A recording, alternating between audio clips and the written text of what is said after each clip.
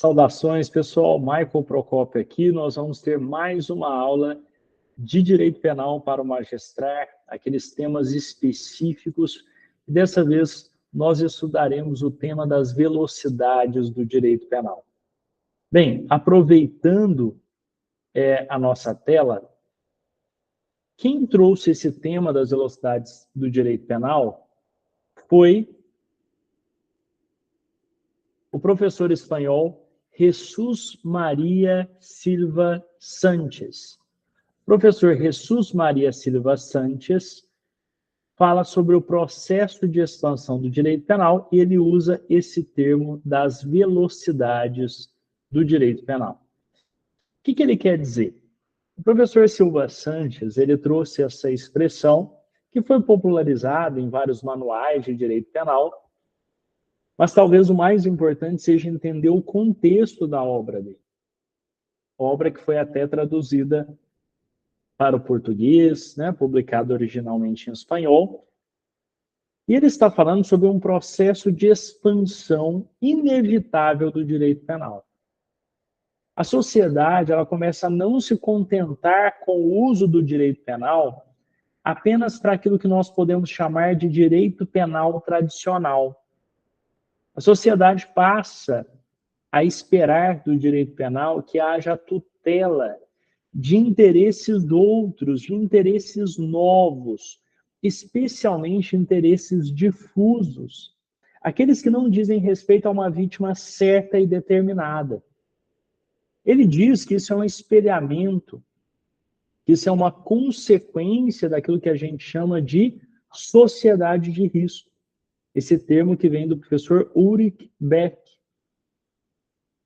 Havendo uma sociedade de risco, aquela sociedade que se importa com as condutas arriscadas do dia a dia, ainda que isso seja uma decorrência da tecnologia que a própria sociedade use, passa-se a buscar uma cobertura desses riscos. Seria essa sociedade alucinada por seguros. Nossa, será que eu fiz seguro de vida, seguro do meu carro, seguro da minha casa? E isso daqui, obviamente, a gente não está falando como negativo, mas estamos falando como uma característica da sociedade.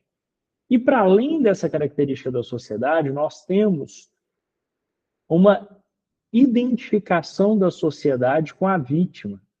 Olha que interessante. Lá nos primórdios, nós tínhamos um direito penal e uma aplicação de punições muito severas, lá no tempo de Beccaria, do seu livro dos delitos e das penas. Criminosos eram execrados em praça pública. As pessoas eram esquartejadas, E muitas vezes até os seus descendentes pagavam por aquele delito. Hoje a gente tem o princípio da intranscendência da pena. Eu não posso passar a pena da pessoa do criminoso. A Constituição só excepciona até os limites da herança aquela execução da obrigação de reparar o dano ou o perdimento de bens e valores, a perda de bens e valores. Mas antes não. As punições elas eram desproporcionais, desumanas e muitas vezes elas passavam da pessoa do condenado. Então o que era comum? Era comum que o cidadão médio, especialmente, vamos pegar ali o tempo da monarquia absolutista, o monarquismo que tinha poderes absolutos, a monarquia que tinha poderes absolutos, o cidadão comum ele olhava para aquilo e falava assim, o quê? Isso é um poder despótico, eu quero que esse poder de punir do rei seja limitado. Olha, isso é um absurdo. Então, muitas vezes, o cidadão comum, naquela época, o súdito, como eles chamavam, ele estava identificado muitas vezes com a pessoa que transgredia a lei, porque ele pensava, olha, qualquer coisa é transgressão da lei, muitas vezes falar contra o rei. E a punição é muito severa, então eu me identifico com a vítima. Eu quero o reconhecimento de direitos para a vítima. A sociedade atual, a gente consegue perceber isso de uma postagem em redes sociais, por exemplo, nós conseguimos perceber esse tipo de conduta. A sociedade atual ela já está preocupada com a vítima. ela não está preocupada com o sujeito ativo do delito, né? Deixe-me só recapitular se talvez eu tenha falado errado. A sociedade lá na monarquia, ela estava preocupada muitas vezes com o criminoso, com aquela pessoa que era ré no sistema, o criminoso. O próprio tido como delinquente, muitas vezes, ele até não praticava algo que violava os valores da sociedade, como falar mal do rei. Falar mal do rei agora é crime? Era crime, né? A sociedade atual, ela já enxerga a pessoa que comete um delito como uma pessoa ruim, muitas vezes, usando aqui termos mais genéricos. Mas de um ponto mais técnico, Silva Sanches vai dizer que o cidadão médio, a pessoa que está em determinado estado, ela vai se identificar muito provavelmente com a vítima do delito. Então, quando o sujeito está lendo as notícias daquilo que aconteceu naquele dia, um roubo, um sequestro, um estelionato, ele muitas vezes vai se identificar com a vítima e exigir que haja uma punição severa. Além disso, existe uma sensação crescente de insegurança. As pessoas, em geral, independentemente dos números estatísticos de infrações penais cometidas, possuem um temor muito grande. Nós percebemos isso pelas cercas nas casas, câmeras de segurança, carros blindados e cada vez mais medidas de segurança, fora o terror que nós vemos nas redes sociais. Tem um golpe novo, a pessoa te droga, já leram isso, né? Aterrorizando, né, pais e mães. É claro que isso tem um caráter informativo, mas agora eu estou analisando a perspectiva do professor Silva Sanches. Então, a sociedade ela se identifica muito como uma vítima potencial dos crimes, no meio de uma sociedade de risco, que inclusive todos os riscos podem se transformar em potenciais crimes. Por quê? Porque riscos tem, né?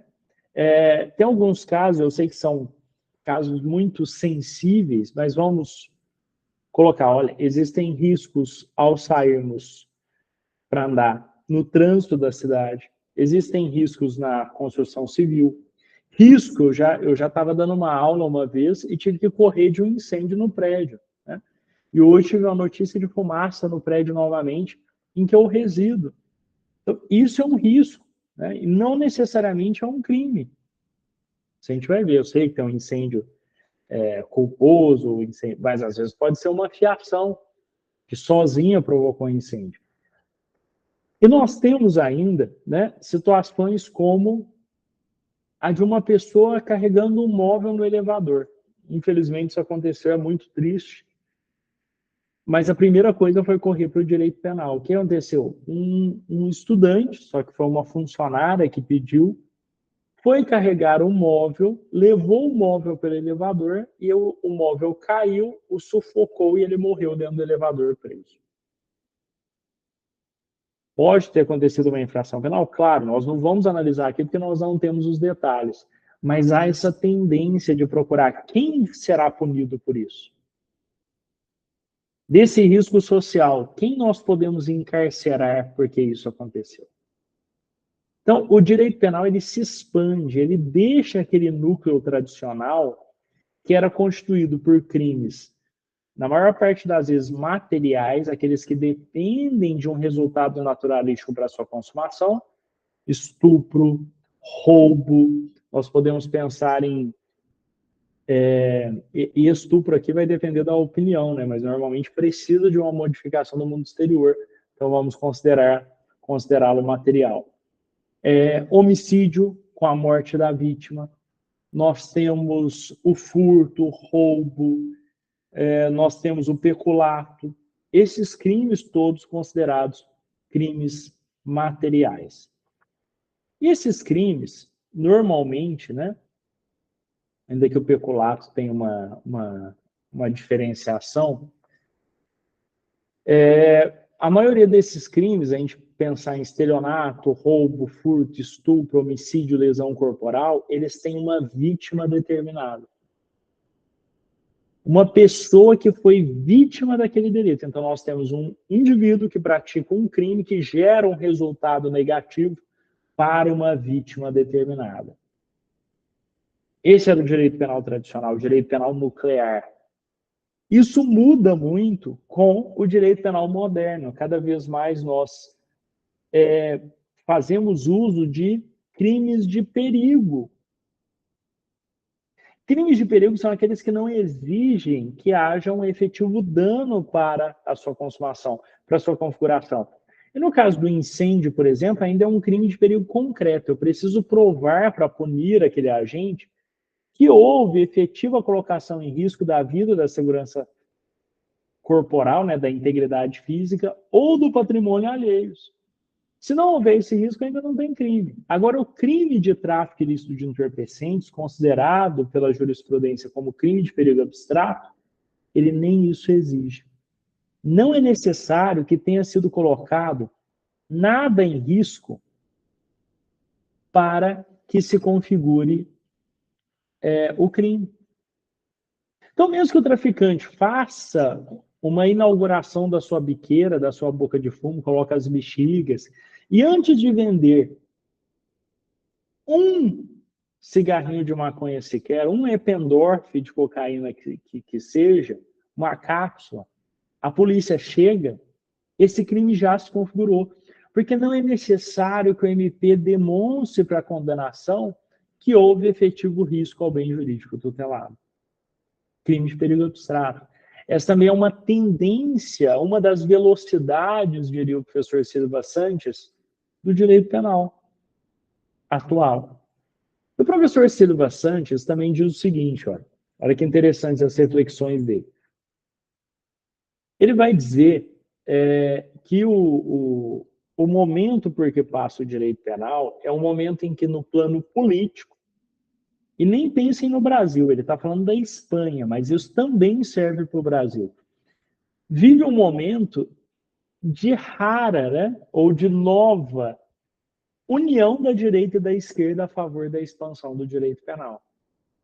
Enquanto a direita seria tradicionalmente compromissada com pautas pró-segurança pública, punições mais rígidas, até uma parte, obviamente, da direita, até buscando aquele movimento de lei e ordem, a esquerda, por sua vez, descobre no direito penal uma forma de se garantir direitos das minorias. É o direito penal que vai proteger a mulher da violência de gênero, violência doméstica e familiar, que vai proteger minorias por orientação sexual de sofrerem violência, homotransfobia, que vai proteger crianças contra a violência familiar, inclusive violência doméstica, aquele excesso na educação. E aí a esquerda também busca uma expansão do direito penal. Então, o Silva Sanches diz, olha, o momento é de união de forças políticas favoravelmente à expansão do direito penal. Então, não tem oposição à expansão do direito penal. Por quê? Porque todas as principais forças políticas, os dois espectros principais, vão ser favoráveis a uma punição maior, a que se proceda a uma expansão do direito penal. E aí pode se perguntar, professor, e qual seria o campo dessa expansão? Direito penal, econômico, direito penal, óbvio, direito penal econômico, a busca de punição penal para evitar atividades dentro da empresa que sejam nocivas à atividade econômica. Insider trading, aquela informação privilegiada, por exemplo, para comprar ações.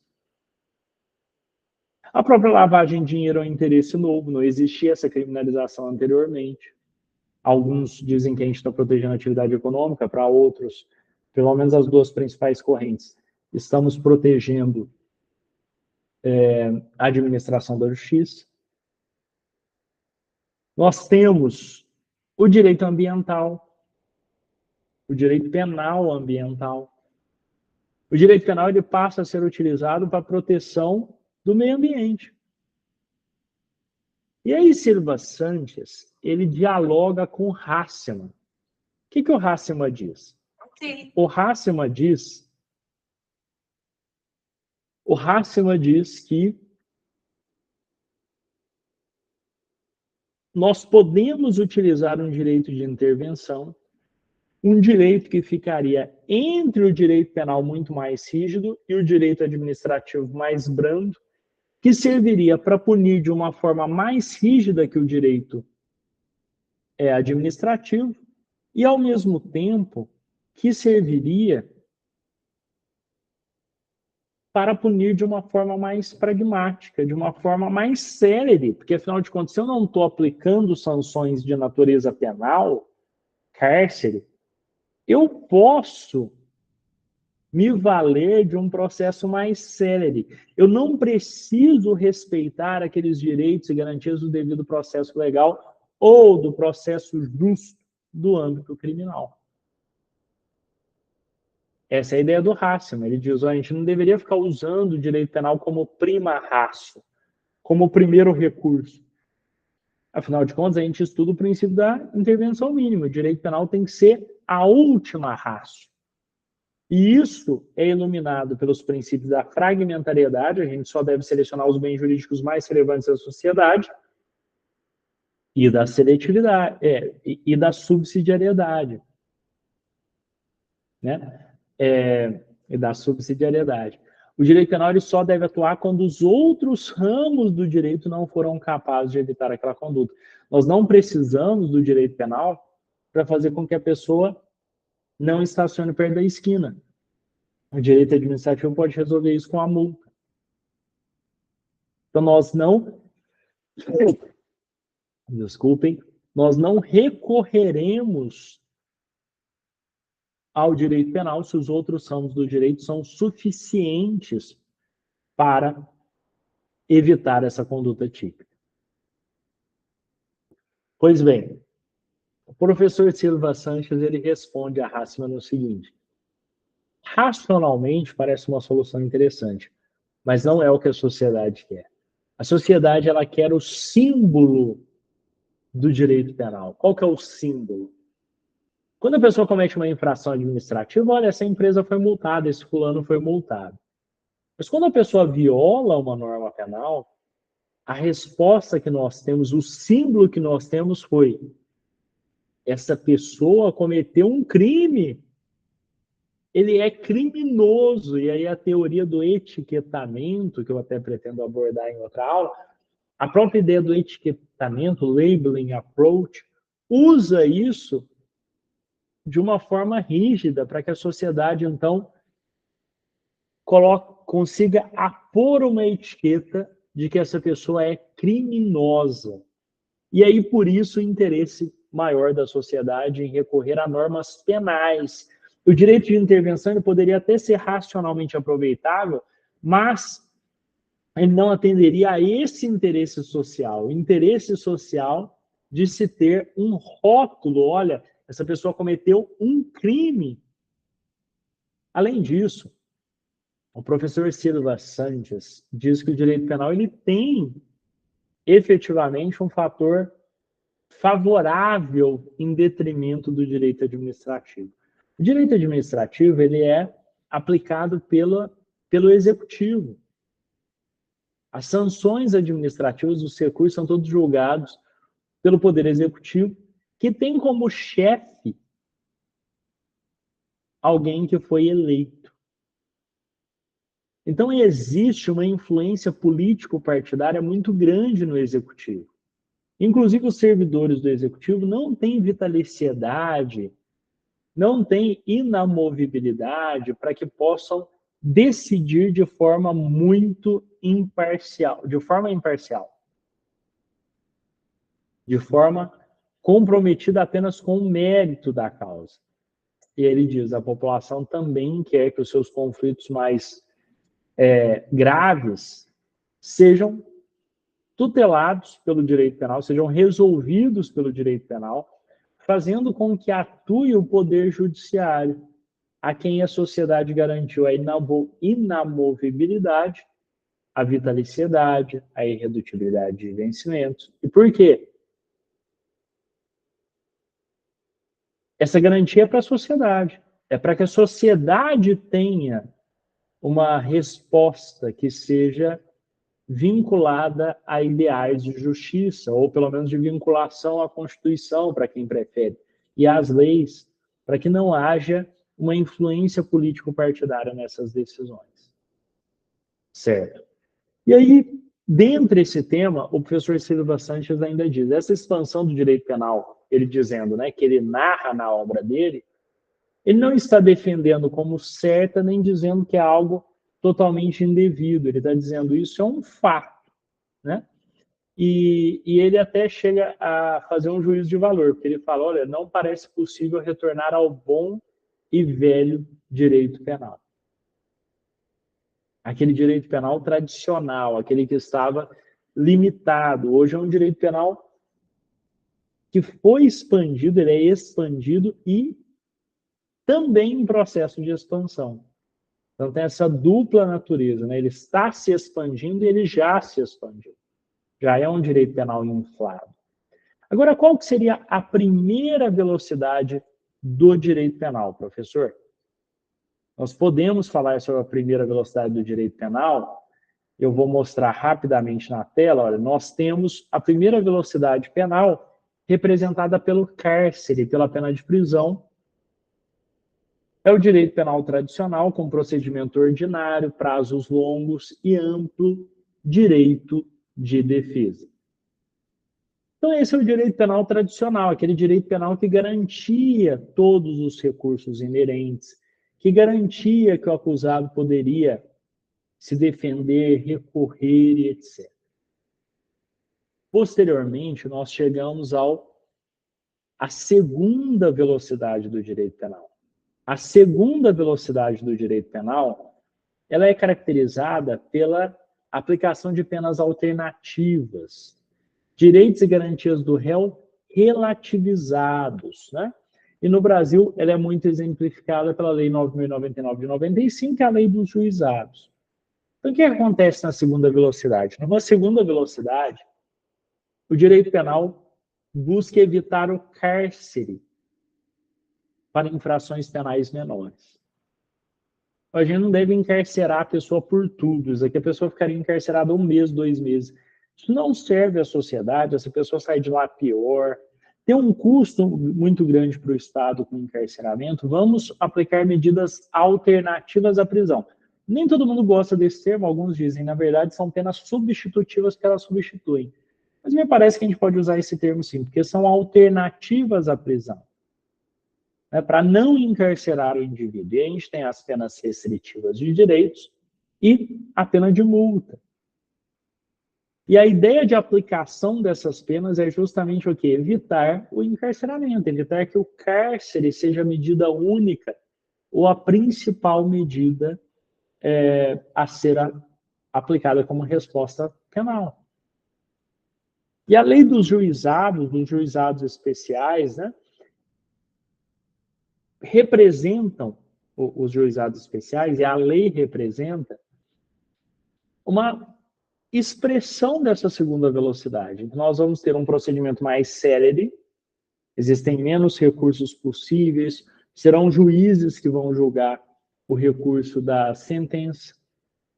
Nós temos menos recursos, nós temos menos oportunidade de defesa, o procedimento é muito mais célere, mas por outra medida, por outro lado, nós não vamos encarcerar o indivíduo, nós vamos evitar esse encarceramento. Chegamos, então, à terceira velocidade do direito penal. A terceira velocidade do direito penal seria a reunião das duas anteriores, com uma busca de uso de uma sanção mais grave, que é a prisão, com relativização dos direitos e garantias do réu. Seria uma expressão no direito penal do inimigo. Para alguns, a Lei 9.614 de 98, e nos Estados Unidos, o Patriot Act. Vamos lá? O que nós temos na terceira velocidade? Nós temos reunião de duas velocidades anteriores. Por quê? Porque a terceira velocidade ela vai priorizar a pena de prisão, ela quer penas mais rígidas, mas ao mesmo tempo ela quer a relativização dos direitos e garantias do réu. No processo de expansão, essa é a tendência mais gravosa do direito penal, que é um direito penal que está preocupado em punir muito está preocupado em punir de forma rígida, com recrudescimento das sanções penais, e, ao mesmo tempo, é um direito penal que gostou da experiência de relativização dos direitos e garantias do réu, em que o devido processo legal, ou processo justo, se preferirem, processo equo, o devido processo constitucional, como seria mais correto, legal e constitucional, ele é visto como um obstáculo para a punição das pessoas. E vejam como isso se comunica com aquilo que a sociedade vê hoje. Né? Quem aí trabalha já na área jurídica, as pessoas sabem, vai cortar o cabelo, vai à manicure, vai fazer uma massagem, vai, que mais? Vai à barbearia, vai ao mecânico, e a pessoa sabe qual é o seu trabalho e fala assim, o Brasil, a pessoa tem que esperar se defender depois de ter cometido um crime. Mas peraí, só no Brasil, né? Não é a regra a pessoa se defender, para a gente saber se ela cometeu ou não um delito. Essa visão do processo legal como algo que é um obstáculo à pronta punição é uma tendência também da sociedade. Isso se reflete no direito de terceira velocidade. Isso vai se comunicar muito com o funcionalismo. E aqui eu me refiro ao funcionalismo sistêmico ou radical do Ginta Jacobs. O professor Ginta Jacobs, ele entende que o direito penal ele deve visar a garantia da vigência das próprias normas penais, não é isso? Então, o direito penal é um sistema que visa demonstrar que o próprio sistema está funcionando, que as coisas funcionam, que se alguém descumprir a lei penal, será punido. Que não haverá, né, algo impune, que as normas penais não estão aí para não funcionar, certo? E aí, o professor Ginta Jacobs, ele diz o seguinte, olha, só que essa ideia de ter um direito penal do cidadão, que busque coagir as pessoas, olha, não façam coisa errada, não matem, não estuprem, não roubem, não matem, é uma ideia que está vinculada a um cidadão, que consegue compreender a mensagem da norma, a mensagem de vedação de condutas não desejadas. Mas isso nem sempre funciona. Existem pessoas que, por mais que você fale, não faça isso, elas fazem. Terroristas, assassinos em série, famosos serial killers. E aí o professor Ginta Jacobs diz, para eles, o Estado deve adotar normas bélicas. Olha que interessante, um direito bélico, porque essas pessoas estão se comportando como inimigas do Estado, e como tais elas devem ser tratadas. A elas, não o direito penal do cidadão, mas um direito penal do inimigo, que essas pessoas devem ser neutralizadas. Eu sei que essa ideia é estudada dentro do funcionalismo, mas ela se comunica e ela deve ser relembrada aqui, porque o direito penal do inimigo do Ginta Jacobs seria vinculado, seria uma expressão da terceira velocidade do direito penal. Seria até uma justificativa aí. O professor Ginta Jacobs recebe muitas críticas, porque afinal de contas muitos dizem, mas espera aí, se eu falar que a pessoa é inimiga do Estado, ela vai perder todos os seus direitos e garantias, então fica muito fácil retirar os direitos e garantias das pessoas.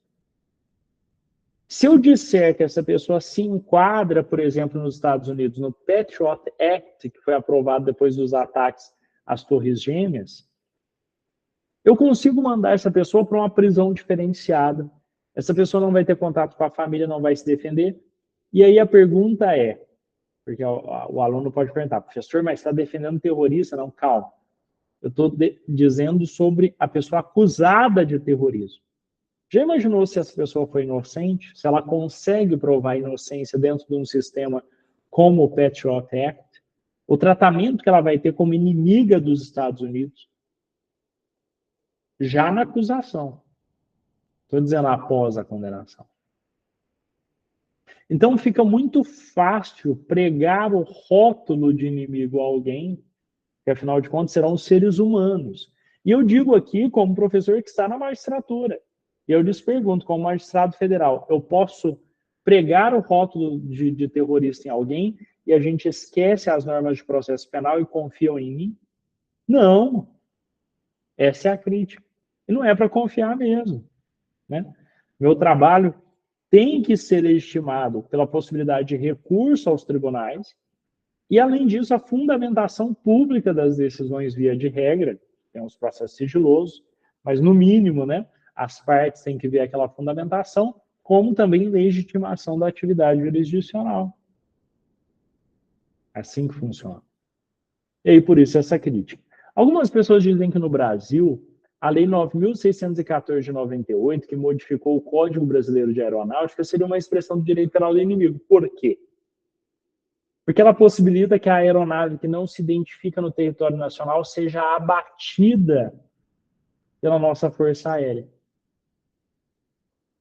Mas, professor, e se estiver inocente lá dentro? É por isso que alguns dizem que seria um direito penal do inimigo, né?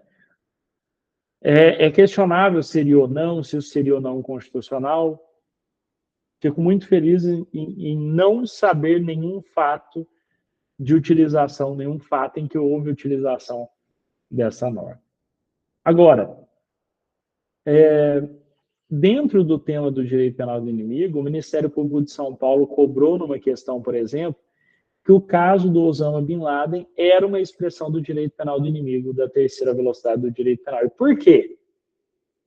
Porque o Osama Bin Laden ele não foi levado para julgamento. Ele não foi levado para se defender e, se o caso, ser condenado por aquilo que ele fez. Ele foi neutralizado, né? Isso não sou eu que estou dizendo, isso caiu num concurso do Ministério Público de São Paulo, dizendo que aquilo foi uma expressão do direito penal do inimigo. O professor Silva Sanches vai até aí. Ele fala até a terceira velocidade do direito penal. Essa é a pesquisa dele, essa é a obra dele. Um professor que leciona na Argentina, o professor Daniel Pastor, ele vai falar sobre uma quarta velocidade do direito penal.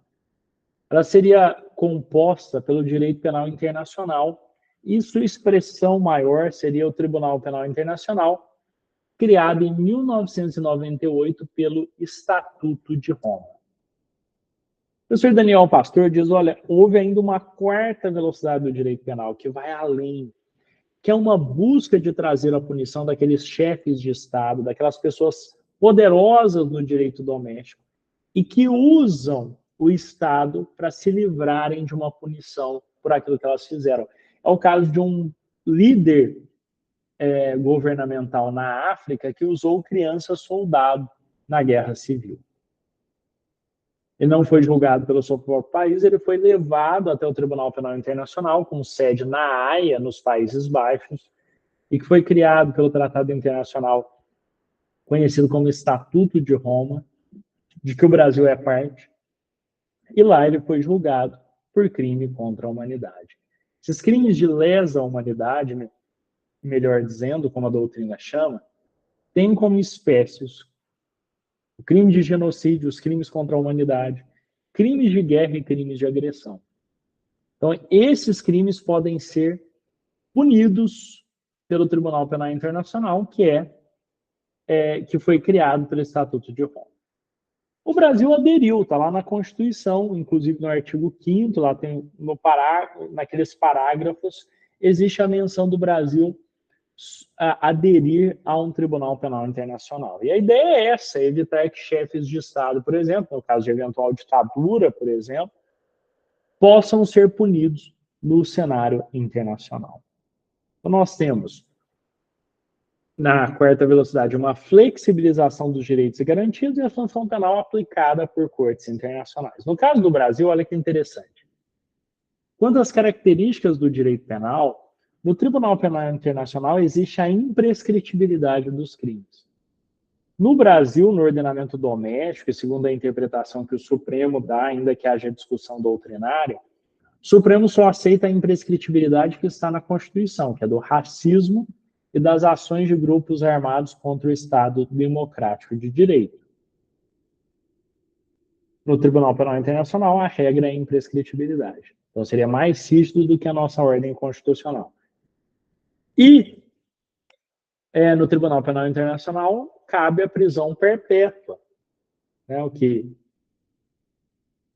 se a gente for pensar no Brasil, a Constituição veda expressamente. Nós temos até o limite no artigo 75 do Código Penal de 40 anos para execução e cumprimento de pena de reclusão e pena de detenção. E 5 anos para prisão simples no caso de contravenções penais. Agora, o Tribunal Penal Internacional admite a prisão perpétua. E aí, professor, o Brasil pode entregar um brasileiro para lá? E eu falei entrega, porque a doutrina diferencia, diz não é extradição.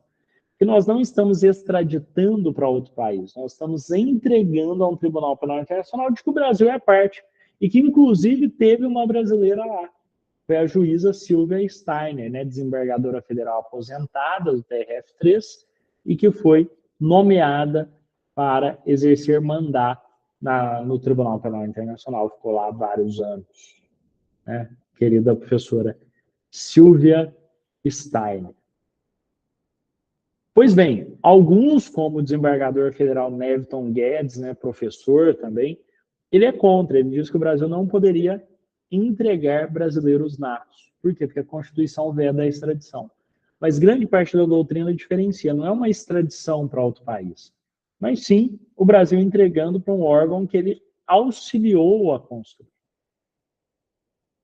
E aí é totalmente cabível que se tenha essa entrega. Então, essas são as velocidades do direito penal, e como nós ainda temos tempo, né?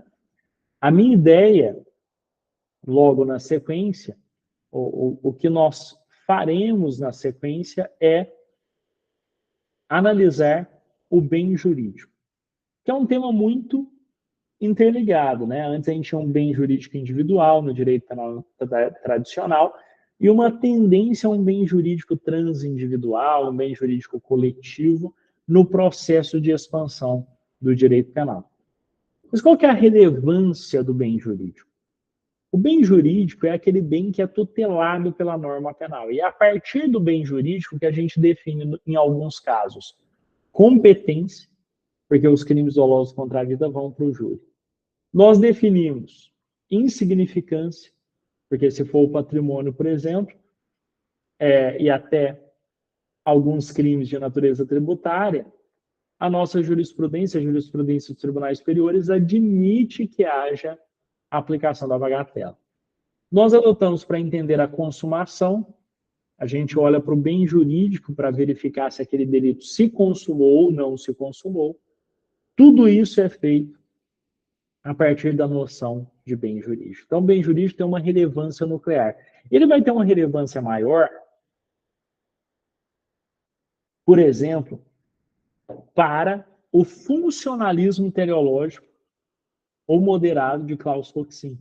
Porque ele vai dizer que a função de todas as normas penais, a função primordial, o direito penal existe, as suas normas são aprovadas somente e na medida em que se tutelam bens jurídicos relevantes para a sociedade.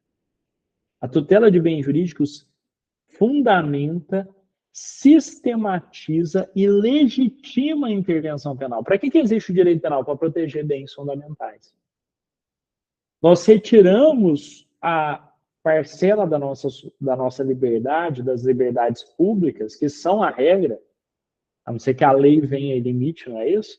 A regra são as liberdades públicas, mas nós limitamos por meio das normas penais para resguardar a nossa vida. A gente é proibido de matar, mas para a gente não ser morto. Ótimo, professor. Pois é. No direito penal tradicional isso fica muito claro. A gente pensa em liberdade pública de não estuprar as pessoas para nós não sermos estuprados. Importunação sexual, para não sermos importunados sexualmente. Aí alguns tipos penais já podem tornar isso questionável. Estavam discutindo plágio acadêmico. Houve uma discussão muito grande, e aqui eu até digo que eu sou até favorável a essa tutela da mulher, mas com a redação que teve o crime de violência psicológica contra a mulher. Que é uma redação muito ampla, uma redação muito dúbia, e que retira a liberdade de todo modo e possibilita que as pessoas sejam punidas criminalmente. Então, isso gerou alguns questionamentos. Tipo de bullying, que trouxe também um tipo penal muito mal redigido, né? Ah, professor, é a favor das pessoas terem bullying? Não, mas aquela necessidade de legitimar, de sistematizar a intervenção penal, porque ela sempre é limitadora das liberdades públicas. Bem, o professor Ginta Jacobs, como nós vimos, ele já questiona, ele diz, olha, quando a gente pune alguém pelo crime de homicídio, a vítima já morreu, então nós não estamos tutelando a vida. Na verdade, nós estamos mostrando que a norma está vigente. Quando após a pessoa matar alguém, nós vamos lá e a encarceramos. O que nós estamos fazendo é dizendo assim, olha, a norma penal está vigente. Se você negou vigência à norma jurídica, para usar o termo de Hegel, nós estamos negando a sua negação. Nós estamos dizendo que sim, está vigente. Por isso, a pena seria a negação da negação. Então, para Ginta Jacob, se há algum bem jurídico tutelado pela norma penal, esse bem jurídico é a própria vigência das normas penais. Ele vai questionar a importância do bem jurídico, mas ele é minoritário. O que nós temos, na verdade, é uma espiritualização do direito penal. O que é isso, professor? É o que a doutrina diz pelo uso cada vez mais de bens jurídicos difusos e coletivos. Antes a gente tinha um bem jurídico mais definido, olha, homicídio à vida, estupro, dignidade sexual, roubo, integridade física, se tiver violência, a gente tem o patrimônio, principalmente, furto, patrimônio, não é isso? Agora, meio ambiente, lavagem de dinheiro, tem até discussão de qual é o bem jurídico, insider trading, crimes que já vão ter um bem jurídico mais difuso, mais coletivo, sem ter, muitas vezes, uma vítima determinada. O que seria bem jurídico? Professor, aqui eu vou usar um conceito do Roxin. Roxin diz que é a circunstância da realidade ou uma finalidade necessária para uma vida segura e livre, garantindo-se os direitos fundamentais de cada um ou o funcionamento do sistema estatal que se volta a esses objetivos. Lembrando, né, que Roxin não entende que bem jurídico é só aquele que está na Constituição. Ele entende que é aquele que está na Constituição, mas também aqueles que são compatíveis com a Constituição. Agora, qual que é a evolução da doutrina do bem jurídico, professor? Bem, nós tivemos lá atrás o Paul Johann Anselm von Feuerbach. O von Feuerbach, ele dizia, olha, só deveria haver criminalização de condutas em caso de violação de direitos subjetivos. Essa ideia de violação de direitos subjetivos é uma ideia que é considerada embrionária da teoria do bem jurídico, mas ele ainda está falando de interesses subjetivos. Ele ainda não falou sobre efetivamente bens jurídicos tutelados. Por isso, essa teoria ainda vai evoluir. E ela vai evoluir quando nós temos posteriormente, deixe-me trazer a tela novamente, trazendo a tela, deixe-me ver se eu consigo, aí, Johann Michael Franz Birnbaum, na verdade ele é alemão, né? Johann Michael Franz Birnbaum, né? Birnbaum, ele vai compreender que a fundamentação da intervenção estatal não seria a tutela de direitos subjetivos, mas a tutela de bens relativos ao sistema social. Ele ainda não vai usar o termo bens jurídicos que vai vir com o Carbinding, que está aqui embaixo na tela. O Carbinding já vai ser o primeiro a usar o termo bem jurídico, mas o Birnbaum pode ser considerado o pai, né, da ideia, porque ele já fala, ele já contrasta a ideia de direitos subjetivos com a ideia de bens relativos ao sistema social, bens que precisam ser tutelados pelo direito penal. Agora, Carbinding vai usar nitidamente a expressão bem jurídico. Bem, vamos lá. Quando nós pensamos nisso, nós estamos falando da evolução do bem jurídico. E algumas questões, às vezes, usam a expressão harm principle, né? H-A-R-M, principle, principle, né? Que vem de um termo em inglês, harm principle. Seria o princípio do dano. Isso não é usado no Brasil, isso é do common law. Lá que eles usam aquela ideia de analisar o dano que é feito em relação à coletividade, aquilo que traz de dano para o indivíduo, para analisar numa ideia de utilitarismo, se o direito penal deve ou não intervir em determinado campo da vida social. Isso não é usado na doutrina brasileira, isso é voltado ao common law, isso não é voltado ao direito penal brasileiro. Então, cuidado com isso. E qual que é a função do bem jurídico, professor? Bem, a doutrina costuma ensinar que a função do bem jurídico é uma função de política criminal, dogmática interpretativa, sistemática e individualizadora. E por que tudo isso? É político-criminal porque vai trazer valores de política criminal da sociedade para aquilo que a gente deve tutelar. A gente deve tutelar a dignidade sexual? Sim. Devemos tutelar os costumes sexuais? Não mais. Tanto que a gente trocou o título do Código Penal. Devemos tutelar o plágio acadêmico pelo direito penal? Não. Não tem cabimento a tutela do plágio acadêmico por meio do direito penal. O direito penal serve para aquelas condutas mais graves.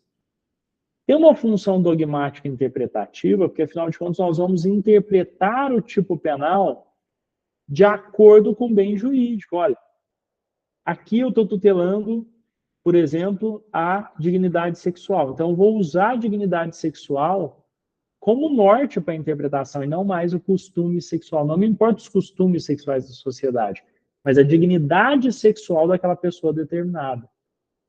Função sistemática, porque, afinal de contas, é com essa sistematização do bem jurídico que eu consigo compreender o direito penal e, inclusive, analisar, por exemplo, se há um conflito aparente de normas ou se há um concurso de bens jurídicos. Se há uma violação ao mesmo bem jurídico em determinado grau ou se eu estou tratando de uma violação ao bem jurídico diverso. E existe ainda a função individualizadora, que permite que a pena seja dosada conforme a violação, o grau de violação ao bem jurídico. Bem, nós ainda podemos aproveitar esse tema para dizer que muitas vezes o direito penal ele é usado pelo Estado como algo simbólico, para passar a imagem para a sociedade que o direito penal está fazendo algo e a sociedade ficar satisfeita. Isso aconteceu, na minha visão, com aquela inserção do parágrafo único do artigo 25 do Código Penal, dizendo que também tem legítima defesa, se atendidos todos os requisitos, se o agente de segurança pública tiver que salvar um refém. Ora, mas é lógico. E eu tenho que atender todos os requisitos. Então, essa norma não trouxe nada de normativo, entendeu o que eu estou dizendo? Mas foi simbólico, porque foi uma luta da época dos profissionais da segurança pública quanto a esse reconhecimento. E muitas vezes o direito penal ele é usado como emergência, depois que acontece algo que choca a sociedade, depois que fazem uma montagem com um candidato político com 3 mulheres nuas, surge um tipo penal sobre isso. Depois que a atriz tem o seu computador invadido, surge um direito penal de emergência, o tipo penal da invasão de dispositivo, que foi feito tanto na emergência, tanto a toque de caixa, que inclusive aquilo mesmo que a atriz sofreu não seria tutelado pela norma penal que foi criada a partir daquilo. Por quê? Porque foi um direito penal de emergência criado de última hora. Nós falamos sobre o direito penal de intervenção, também depois vai estar no slide também para acompanharem, que seria esse direito penal intermediário entre aquilo que o direito penal tutela e aquilo que é tutelado pelo direito administrativo, para ter um meio termo e possibilitar punir de uma forma mais séria, com sanções menos rígidas do que aquelas do direito penal, ideia com que vai dialogar o professor Silva Sanches.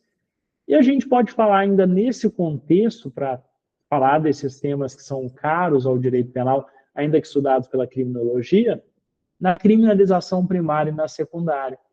A primária, diz Zaffaroni,